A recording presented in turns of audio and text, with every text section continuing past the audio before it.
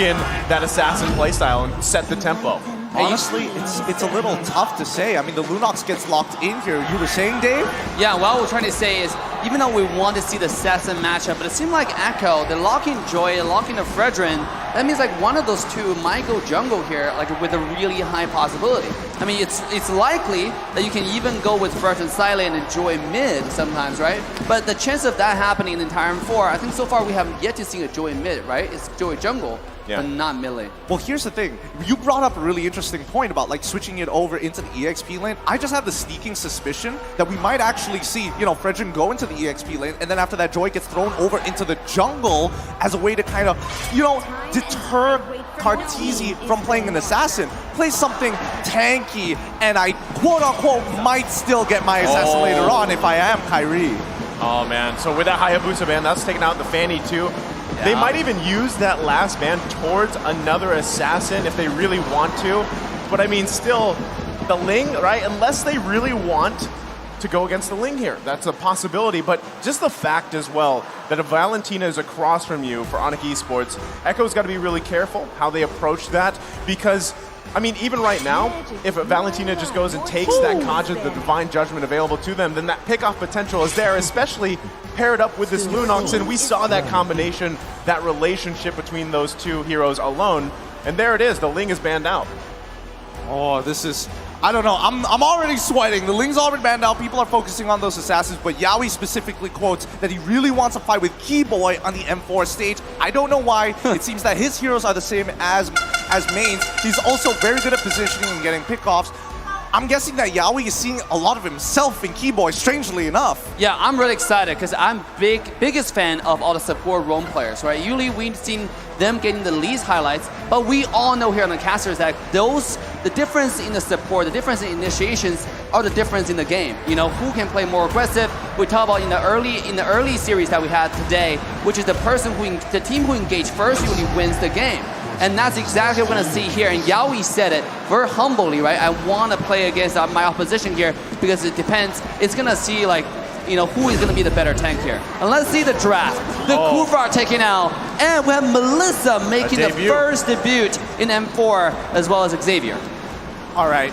Now, Melissa used to be used as a way to kind of defeat Wanwan in lane, try to get a little bit of that push, that little bit of harass. There was a lot of ways to deal with it. Number one being Grok. Secondly, the fact that Kufra is here, I don't know about you, but it feels like this is starting to have some layers to the cake. Layers to the cake for Onic Esports. There's a lot here, right? I mean, you've got multiple ultimates that you can layer on very well, but still, even if you're going with the, let's say it's the Kufra, let's say it's the Grok initiating things, do you have enough to peel for Echo here? I mean, you've got the Kaja there. We've seen how clutch Mystic Field right placement can be. And again, late game, the scaling potential is there, though. Okay. And this is another layer to that cake. Love exactly. To see it. It's so good. I mean, now that you have Death Sonata, the get away from me, yeah, sit in your little space. I'm gonna blast you out of the game. Oh my god, the combo coming out from Team Onic. They're looking to wombo combo, right? With the Kufra engage, with the Granger Death Sonata, and you have the Valentina dive as well.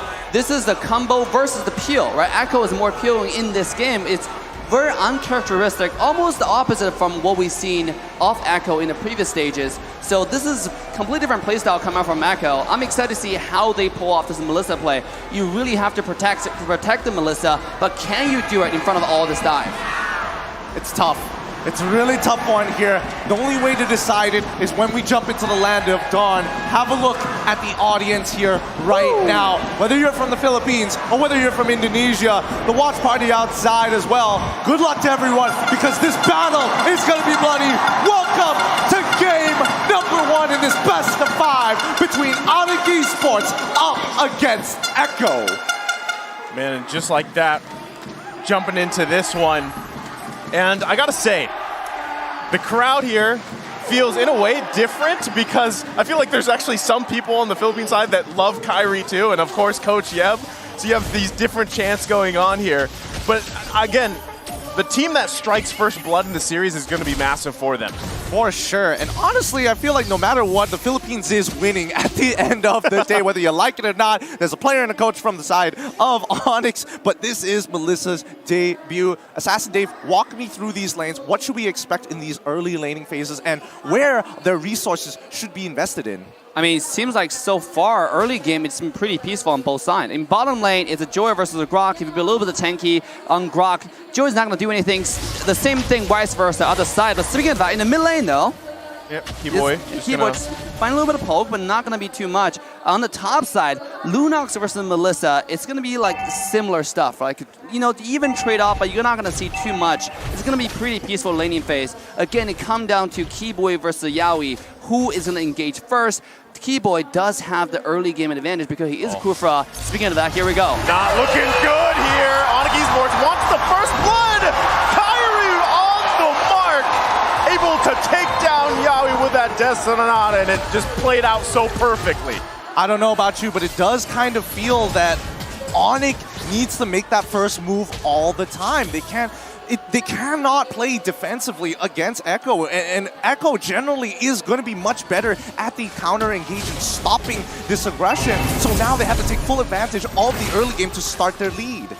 Man, and right now with his first turtle being up here, already having that advantage, but it's going to be Carl TZ that starts up. Notice too, Sands has that Divine Judgment available to them. They've got the numbers advantage. They've got the space here. They're going to go in. The flicker comes in. Turtle still looking to be up here. Donnie comes out. Kyrie able to secure it, though. They're still going to continue. Sanford going in. Boots trying to get away here. Carl TZ, a Bracer grab. Can't get a kill, though. Onic Esports taking the turtle. Wow, that was disgustingly close to a steal there coming in from the Xavier overall. Didn't have the Enlightened form just yet, but if he did, I think that might have been the difference maker. But so far, Echo played it well. They only got caught up once, way before the turtle. But in that situation, you would expect more from Onic. They're playing more discipline this time and showing a lot of respect to Echo. And this is why this is a grand final worthy type of level gameplay, right? You saw the turtle gameplay. It's Sanford on the Joy going to the backline, but Kurfa, Keyboy with a beautiful skill 2, canceling the skill 2 of Joy, so Joy cannot dash, which allowed Kyrie to have the room to dish out the damage. Same with the Grok, same with Boost, right? Beautiful zonage to the entire side of Echo, which allowed the Granger to secure the turtle and actually walk away safely. You know, I actually thought Echo was going to find like a retaliation, a kill or two, especially on Boost, who was so deep. But their objective was really clear and execution was crystal. Yeah, I think they also understand that right now isn't the time to fight. They do have their ultimates, and yes, they're a little bit more ultimate reliant, but at the end of the day, it's still the items, the numbers here. TZ might be in some trouble. Okay, they jump in for Carl TZ. Should be fine, though, but it's 4 members here for Onic Esports. They're going to back off for now, and, you know, like you guys were saying, it's really... Echo Philippines does not have the firepower yet, especially, we don't actually know how this Melissa is going to work out so far because it's the first time it's come out in the tournament. And you do know that Melissa needs some time to build up here. Comparison, especially when Kyrie is running the Granger, a lot of that damage, a lot of that burst is already coming out through those skills of the Granger. So, looks like they're going to put some focus here now. Yaoi going to back off for now. Keyboy there to help as well, so nothing for now. Well, I think if we're talking about Melissa, we need to categorize her, right? Anybody who uses the Golden Staff are 2-item marksmen, or what I like to categorize as 2-item marksmen. Melissa kind of falls into the category of Irithel, where you kind of need 4 items before you feel almost unstoppable. Well, there we go. Yaoi going to flicker in. Divine Judgment. They're going to find Boots. He wild charges out, though. Carl TZ securing the turtle for now. They might still press the situation here. Keyboy going to take a couple hits. Should be able to disengage just fine. And now it's going to be a fight here for this purple buff. Divine Judgment on Carl TZ. The Terrify's there. Can they grab the kill? Keyboy with a revenge. It is Kyrie that takes down Carl TZ. Wow. Beautiful, beautiful. What a beautiful play there coming out from Sans, copying the Divine Judgment and actually wombo comboed along with Keyboy, right? He with the pull and with the ball. It was the ultimate from Kufa. It's absolutely beautiful to watch. At the same time, I gotta say, this is some like downside of Granger when you pick this character. You can't really get territorial control because this character is so easy to dive onto. And you need a lot of protection. Just now, that's a very nicely done from Aqua to zone Granger away, but they're a little bit too aggressive there. Just bit a little bit too much more than they can chew. But speaking of that, Onic decided to back away and play a little bit more safe. I do that too on when I play Kufra. You know, where am I going? Where am I going? Where am I going? Which way is it going to go? It feels like they're really dedicated to this top side, though. Well, he's going to charge up. Onic Esports taking the disciplined route. They grab that tier 1 turret. Disengaging for now. I think overall, Onic, again, very nice aggression that we're seeing from them. But also, the fact is that Sans has that flexibility. They don't necessarily have to take the Divine Judgment. It's just a really powerful ability overall. And it feels like a waste to not take it, especially when Carl TZ wants to peel for the rest of the team. So the easiest answer, just pull that front line away and jump right in to open with the Death Sonata. And also, I gotta say, Echo, despite the little bit defeat in the early game, just now when they have 2 dash, but think about going to the long term, going to the late game, right? The skilling game is definitely leaning towards Echo's favor. They have the Melissa late game. It's a attack speed marksman going to late game. He's going to shred every single frontline tank, right? I'm talking about Boost is not even a tank. He's going to build damage, a little bit of hybrid. Keyboy is just going to disappear if he goes in and misses the skills. Now, the thing here is the playmaker is the wombo combo. Is Kyrie going to sync with Boost and Keyboy to jump in together, which I'll find out. Here we go, the third and last turtle of this game. Well, Kyrie going to commit the ultimate here. Oh, goes in with a wild charge. Carl TZ able to scare it. Yaoi's going to be in trouble here. They're trying to follow up. Sans can't get the pull he wants. Sanji taking the Sans down. And now it's EW on the run. Dawning Light comes out. What a brilliance to dodge the Dawning Light. It's only going to be 1 down for now. Onic Esports giving the call back, but they lose the turtle. Seal Play going to come out. Nothing committing just yet. Keyboy spinning around again. But all they can do is defend for now. Oh, they finally... Okay, so now they back off. They're looking for the reset. There is a good push on that top side. That tier 1 technically should fall. But wow, Yaoi, that reaction time to the instant flicker coming in from Boots and locking him down with the Divine Judgment. And who else can produce that? Who can produce that move? Yeah, but going to the late game, you know, I also want to go back to the point that Echo is playing the skilling game, right? Now, skilling and they're winning. You know, you have Senji under this Xavier. If it gets to late game, once Xavier finished 3 core items, especially the Clock of Destiny, Lightning Truncheon, it's going to be absolutely insane. Oh, speaking of that, here we go. Echo playing a little bit more aggressive. Oh, Yaoi doesn't have the flicker available, so he couldn't commit exactly the way he wanted to. But it just backs off for now. Again, they got to respect this damage also coming out from Kyrie. You saw he just picked up that Malefic Roar. He's going to hurt much more. Keyboy going to charge up. Under the turret he goes. He's got the flicker. He's going to get Divine Judgment himself. Dawning Light comes out. It's Benny Cutie with a kill here. They're going to back off, still taking their time. They're happy with the 1 kill. And Onic Esports going to back off. That was so nice. Now we have a very clear idea of how Echo wants to play, right? It's a hook, spear, and shield strategy. Very similar to Mincetar. You look to hook that one person in, then Carl TZ comes and blocks as much damage as he can so that Onic cannot follow up with the Death Sonata. He just needs to be in the right place at the right time. At the same time, that does mean the bottom tier 1 tower is in trouble for the side of Onic. But Echo now, with the pressure they gain, they're able to easily push a lot of pressure on the bottom side. Speaking of that, here we come. Okay, Carl TZ was there. He had the vision. Lord's going to be up now. Both teams, you're going to see them just kind of ensue this Lord dance. And you got to also keep an eye, right? Sans does have the Divine Judgment. So right now, Echo knows this. They're not going to commit. I mean, topside, Joy has to actually maintain that wave. And Onic, even though they could want to bait out a fight here, I don't think they want to start it too soon unless they know the positions of the Echo members. And now they're walking up. Like, you can see that Yaoi is very clear where he's going to be. Keyboy looking to engage. Yaoi knows Sanford's going to go in. It's Kyrie that secures the Lord. Sans going to be trouble. He's going to flicker out. Sanford grabbing the kill. Echo looking for a collapse here. The Dawning Light's going to come out. It misses its mark. Kyrie going to be in a bad position. Has to go out. Keyboy, though. Sanji unleashing. Appraiser's Wrath will miss. Not finding the mark, but CW falls as well. And Echo is punishing Onic Esports. Huge mistake there coming in from Onic. That Mystic Field into the Tri-Buff, cutting off an extremely crucial funnel point. And just Onic members walking into it and getting caught up even though it was clear the Mystic Field was active.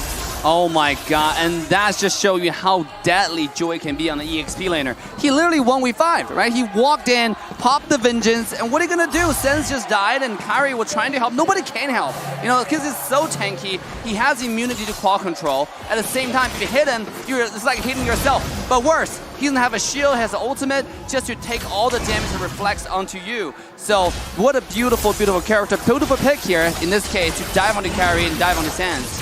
Here we go. Gonna come out here, they get the wild charge. But the getaway comes out from Benny Cutie, disengaging the fight.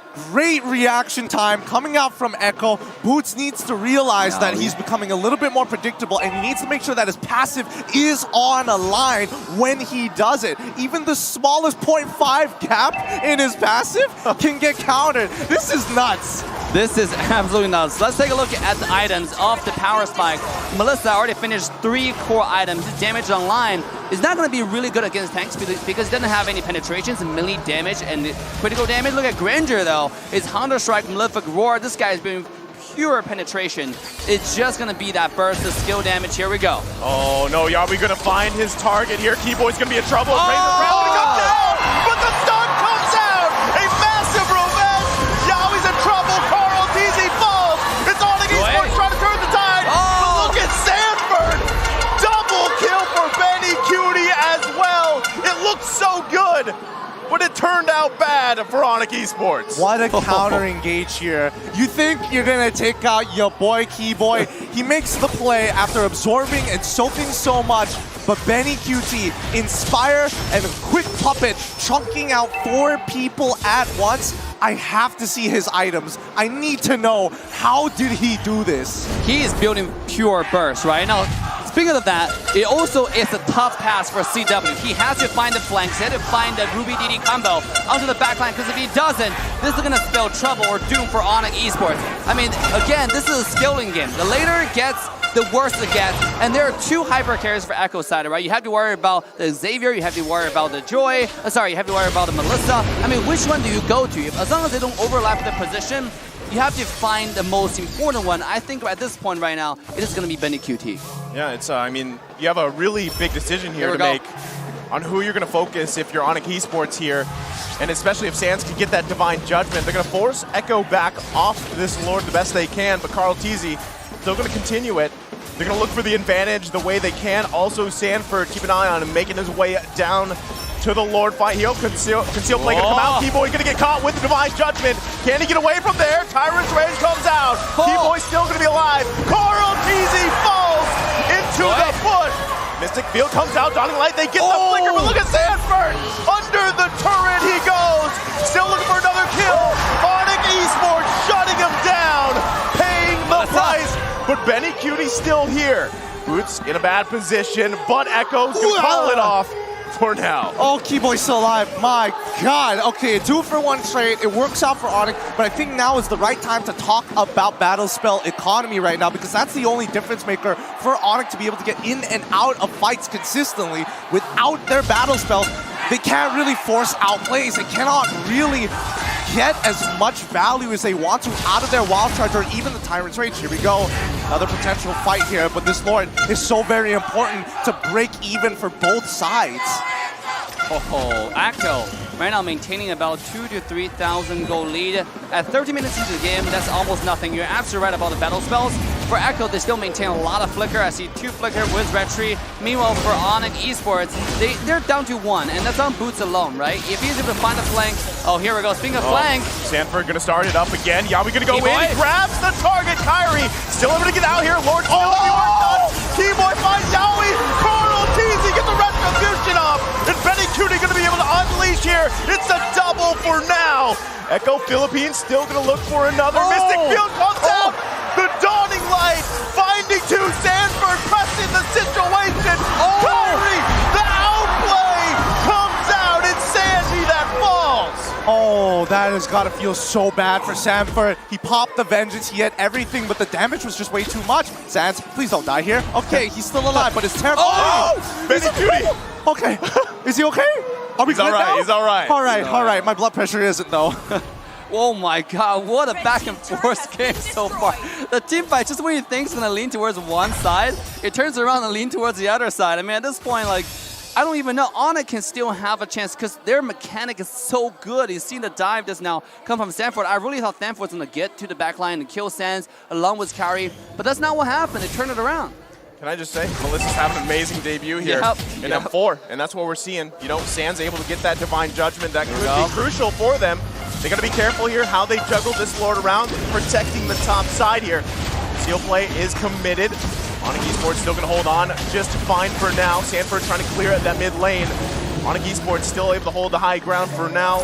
Everybody getting in position here. The first one to pull the trigger, it's Onic Philippines that backs off. All right, if we're looking at the total gold between both of these teams, even though Echo has a 3.1k gold lead, if we're talking about power spikes here, Onic, their core members should have the right items. We're looking, yes, Ludox, 4 items already completed. We're looking at Granger, expected to have 4 items, no problem. Same goes for the Valentina, but on the opposite end, we're seeing that even Xavier, he's ready to party now. He's scaled and almost maxed out his items. I do want to point out, Melissa have Athena shield. You know, this is going to be really, really good to not die in one shot. As long as this guy doesn't die in one shot from the Ruby DD combo from CW, he's going to turn around with Inspire, right? You know how much lifesteal he's going to get just by activating the auto attack. Well, that's what I mean. Echo Philippines doing such a good job at allowing BennyQt not to even be in that position, right? Sanji using the Mystic Field if he has to. A lot of times, even Yawi, if he's not initiating, he's peeling there for them. And of course, you have that double, pretty much CC coming out from Carl TZ here. So Onic Esports, slowly but surely, they can find those weaknesses in Echo Philippines lineup. But I feel like at this point, every time it's going to come down to those Lord fights. Absolutely, and I think that's why Onic is playing really passively here. They're not trying to make active plays because they know how valuable their battle spells are, and considering their items, they know that they're pretty much even with Echo, and Echo might have a slight advantage in situational items, but as long as BennyQt goes down, they've got a huge advantage. Yeah, I also want to point out Kyrie's item. This guy built 2 tank items, right? He has Brute Force Breastplate. He's going for Athena's shield as well. I mean, he doesn't have that much damage. He only have 3 damage items completely. Now, that means with the beefy frontline like Fredrin, like Kanja, it's going to be kind of hard. We already seen how much Senji is doing with Xavier, with the Downing Light combo. It's absurd at this point, and Granger is going to be hard to walk up. Vision comes out. It seems like this might be a Lord they want to steal or just give it away to Echo. Here we go. They're going to come out with the conceal play. Lord going to be half health here. Trying to get a position the best they can. Keyboy going to charge up. Might look for that wide push. Dawning Light comes out, chunks a few members down. Here comes the call from Sanford. Going to push them back here. Lord just going to go in the hands of Carl TZ. And Onic Esports decides it's better to just defend. I think that was a good idea too. 3 of their members, man, Sanji's damage is not to be messed with right now, but I think Onic understand that even if the Lord starts pushing in, it does mean that Echo kind of have to clump up together, which is something that Onic is looking to make a play off of, because the Lord side, they only saw 2 members physically visible, but the rest disappearing. So that's not the situation they're looking for. They have to find the right puzzle pieces if they want to make it click. But it seems like this is now Echo's game to lose, right? They up 5,000 gold. The wave is beautifully synced. Now Lord coming in. There are a lot of skills being used mid lane. And here comes the dash. Here comes the dive. Lord gonna go ahead and do work there. Yawi gonna flicker in. He's gonna try to get boots down. Keyboy there to help him out, able to survive for now. Onic Esports trying to do their best to hold on here the best they can. Carl TZ gonna escape the base. They don't want to get pulled either. As you mentioned, Dave, Echo Philippines, they gotta be careful. It is a 5K gold lead, but the wrong move could turn this game around. It could absolutely turn it around, and I think Onic, they understand it. They've got a decent amount of wave clear all across the board, and I think especially coming back to the item build that Dave was mentioning about Kyrie building a little bit more defensively rather than hyper-aggressive, he understands that his damage overall isn't going to matter physically against these tanks. Wait, the conceal play. This might be it. Conceal play coming again. Keyboy, does he commit? Not just yet. They get the flicker out from CW. There's the Dawning Light. Sandforce Immortality's going to be popped. Can they grab the kill? Kyrie able to secure one himself. Carl TZ can't get the Appraiser's Wrath. Yawi quite low. It's going to be an Immortality for an Immortality. He's in trouble as Keyboy falls here. Kyrie, though, waiting there. Yawi's Immortality is popped. CW able to clean up the kill, but it's a bad news for him as he falls in the bush. It's an even trade. Honestly, even though that CW died there, making it a 2-for-2 isn't so bad when you're the team behind. However, we're kind of maxed out on gold here. It's not a matter of who's got the better economy, it's who can execute a cleaner play. Now, I gotta say, one more time, Kyrie's damage is falling off, right? Usually Granger is supposed to skill harder and harder in the late game, but just now you saw he did a full skill 1 damage onto the Fredrin. Yeah. And it almost did no damage, right? Tickled him. Yeah, just tickled him a little bit. I mean, at this point, you got to be worried about who's going to be the main damage. You even protect Kyrie. Is it worse to protect Kyrie at this point? I think it's Well, I think Kyrie is a little more self-sufficient, and I think Yeah. his ultimate is a really useful tool. Let's think of it as utility rather than hard damage at this point, because now they just need to slow them down enough to chase them so that Boots can look for an engage. Sands might be able to get multiple people, but the most ideal one is the Rue BDD combo coming up from CW. Yep. Yeah, you know what I love? Honestly, it's too late for this, but if Boots had the weapon mastery on the Grok, because really, I mean, he hasn't been able to utilize the high and drive. True. And I feel like, he's picked up those items on that Grok, but still, you kind of lose out on picking that high and dry instead of having a weapon mastery here. But still, P-Boy gonna go find Sanford here. It's another Lord Dance. As Carl Teasy gonna go ahead and start it up. Onic Esports getting in position here. Notice the positioning as well for Yawi. Might be looking for a pick. Sands does not have that Divine Judgment just yet. He's looking for Yawi as well. Carl TZ keeping it in this area for Echo Philippines. There's Yawi. He's going to pull Boots. Do they engage on this? Carl TZ gets the knockup. Boots goes in on charge, but Sandy falls. CW grab the kill. Pops the Winter Truncheon, but going to fall from Yawi as well. Keyboy reinitiating, but he has to flicker out. Carl TZ gonna force Kyrie back here. Now it's Keyboy in trouble. He goes low, can't get away as Sanford grabs a kill. I mean, this is double core we're talking about. Xavier is a core, yes, you can kill Xavier, but what about Benny QT? Right, the Melissa, the scariest person on the map right now. That person's untouched. This two never overlap the position. That means there's only one person CW can kill, right, at this point. And it's so hard, even if he gets on Benny QT, because the Athena shield is making it impossible to kill as well. Yeah. So, I mean, at this point, this is looking increasingly bad for the side of Onic Esports. For sure. I think Onic have a really tough road ahead of them. I feel like Echo has some good protocols, and I think, teams especially need to understand, or maybe even learn from this game from Echo specifically, the positioning that they have around these lords. It feels like you cannot fail. I mean, at this point, we've seen this a couple of times now. Onic Esports going to have to do the defense game for this Lord marching up top, and every time it's going to give it a little bit harder and harder. And really, I mean, if even the previous fight, Sands, again, was not able to have that Divine Judgment, and that is the key ultimate that he wants to take here, because then at least you can be the one to initiate these fights, especially in the defense of this base. Now Onic Esports, once again, it's a dire situation for them here. Echo Philippines gonna work on this mid turret for now. That's the pull. Keyboy's in trouble. Has the immortality for now, gonna be popped, but he's gonna go down here just now. Wild Charge did come out. Another falls.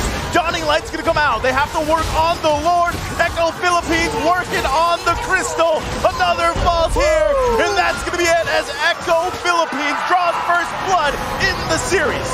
GG, well played. Echo take game number 1, and the Filipino fans here at M4 are going wild. But this is only the first of a best of 5. Things could easily change, and we have to take a breather for a moment here. Really think about this for a moment, because this technically was the inevitable outcome if you're stretched out for this long. Oh my god, what a game 1. Game 1. And we're all predicting this might go to full 5 best out of 5 games, right? I hope it does. I hope it does too.